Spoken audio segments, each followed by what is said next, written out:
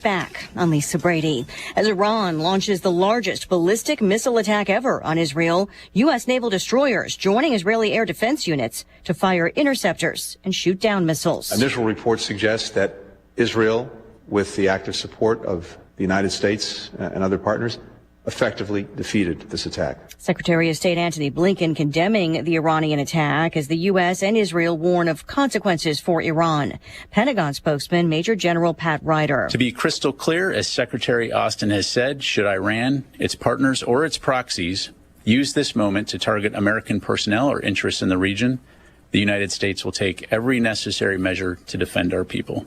National Security Advisor Jake Sullivan says President Biden and Vice President Harris were monitoring the attacks from the White House Situation Room. Israel reopened its airspace and told residents they could leave shelters about an hour after the attack, which came just hours after Israeli troops crossed into South Lebanon, continuing to target Hezbollah. Some cargo ships are already in limbo with no one to unload them as port workers strike along the East and Gulf coasts. Longshoremen's Union President Harold Daggett telling Fox Business. You know how many people depend on our jobs? Half the world. And it's time for them and time for Washington to put so much pressure on them to take care of us because we took care of them. And President Biden is applying some pressure on shippers, urging a fair contract in a written statement that highlights record profits for some since the pandemic. The alliance representing port employers says it proposed a nearly 50% wage hike yesterday. The union also wants protection from automation. On Wall Street, a sell-off. The Dow down 173 points at the bell, the NASDAQ plummeting 278 points. America is listening to Fox News.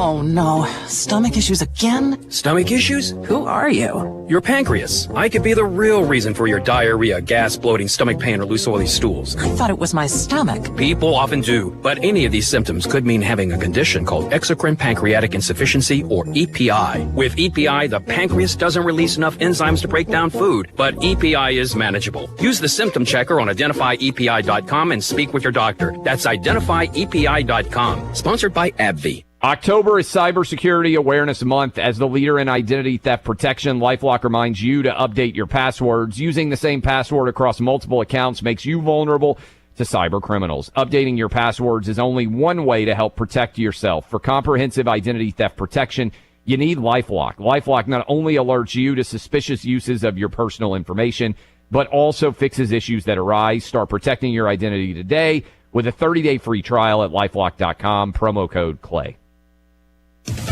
A long road ahead for survivors of Hurricane Helene and the storm's aftermath in the southeastern U.S., especially in parts of North Carolina. Not only are the buildings gone, but the land that the building sat on is gone. I mean, this is catastrophic. The infrastructure has been decimated, and this is going to be a really, really long recovery for our area and our people. Zach Dasher lives in part of North Carolina that's been devastated by the storm. Homeland Security Secretary Alejandro Mayorkas saying today that Helene will be extremely costly and take years to rebuild.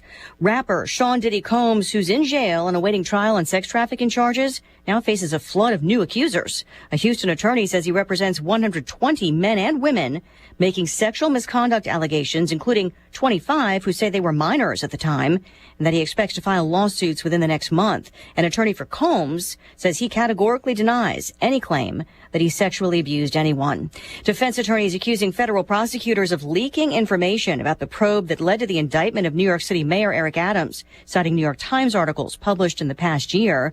They're seeking a hearing and sanctions.